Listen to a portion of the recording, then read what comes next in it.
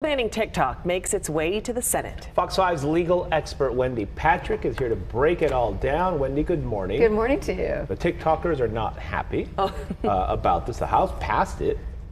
Somewhat surprisingly, it was both parties said, yes, this is a good idea. What is going on? Well, it is somewhat surprising, and it is unlikely to enjoy such bipartisan support in the Senate, where it's likely to stall. But, you know, you just talk about Meta was the previous story. Let's move to TikTok. What's the difference? Now, the short answer is the allegations that as well as controlled by an adversarial government, they're selling data of Americans. Secondly, though, it's a very popular platform, and some First Amendment advocates are basically saying you're going to have a really hard time in the courts trying to say that this is something that can be done. And what does it really mean to say that it's going to be a ban or an ultimatum of forced sale? It's a lot more complicated, and if it weren't so, we would already have done it. We've done it on government devices, which is different than saying that Americans can't use it. So let's see how fast we can actually get this next step to take place. Well, you said something about the First Amendment. So what First Amendment implications does this ban have? Well, if you were to say you can no longer use a communication source, and I know the argument is, well, we're not banning content, we're banning the conduct of the government that owns ByteDance, actually owns TikTok, but it's more complicated than that. Now, it's true, there have been laws on the books that say, well, you can ban, you know, broadcasters from, foreign broadcasters from owning content in America, but that's different than saying now we're going to look at a social media communications platform and say, well, that precedent is going to control here. It doesn't. So many people are saying, well, gosh, this seems to be something that might be ripe to make it all the way up to the U.S. Supreme Court, because we don't have clear precedent that would permit that ban, at least not on its face. That's what a lot of these social media sites are creating. It's like things we've never seen before, cases we've never seen before.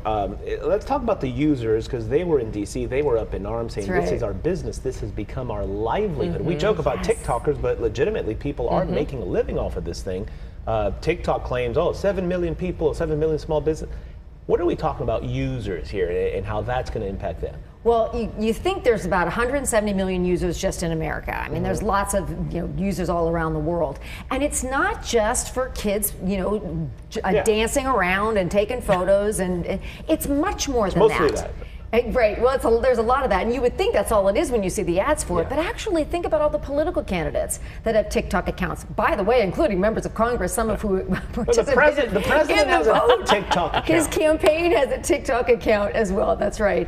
But also, you mentioned the small businesses. It is a very good way of getting the word out in a fashion that is people are really likely to click on. I mean, think about it.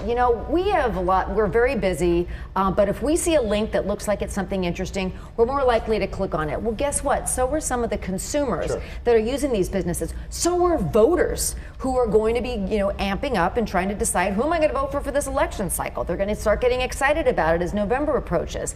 So a lot of these people are saying, on the one hand, we use it, it's valuable, people, consume this content. On the other, why can't we pass comprehensive consumer data privacy legislation that would be an alternative to a ban? Let's do that instead, or at least let's say that's the least restrictive alternative. Okay, that's the kind of language that's going to really, the constitutional ban's going to look at. Let's do something like that first and see if we can't quell the problem. Now, I don't think that's going to happen, but I also don't think it's going to easily pass in the Senate either.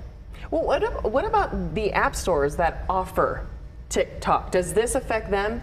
It would, Christina, it would, if in fact that would be something that would be encompassed by the ban. You'd be able to say, well, you can no longer download it, so if you have it, great, but you're not going to have any updates, and eventually it'll be phased out.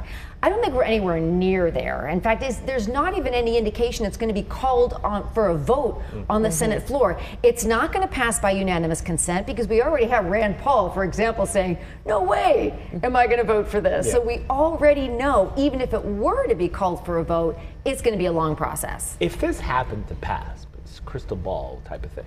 I mean, is this a slippery slope in your opinion? Because if they pick on that, then what are you going to go with the other social media apps? You're going to start looking at investors. You're going to start looking at perhaps you're going to follow the money and who's involved and and where does that end? Well, the big problem here is who owns it. So in other words, it's not a ban on TikTok. They said, hey, ByteDance wants to sell it off to somebody else. You already have Steve Mnuchin trying to rally investors to buy it. So it's different. If you were just to look at foreign ownership, you probably would narrowly probably look at TikTok. But if you're going to broaden it, as you say, and say, well, now we're going to look at everybody that sells the data of users. Well, gosh, let's just look at everybody, because everybody sells user data. That's why we get so many optimized ads when we so much as discuss something. Get back to your phone and all of a sudden there's an ad for it. I'm not really sure how that works, but the bottom line is you're going to have to be more narrowly tailored than that to actually ban speech. Oof. Wendy, it's a whole new world out there. We'll be talking about this again. That's the prediction I'll give you. Wendy, Patrick, thanks as always. Thanks, guys. All right.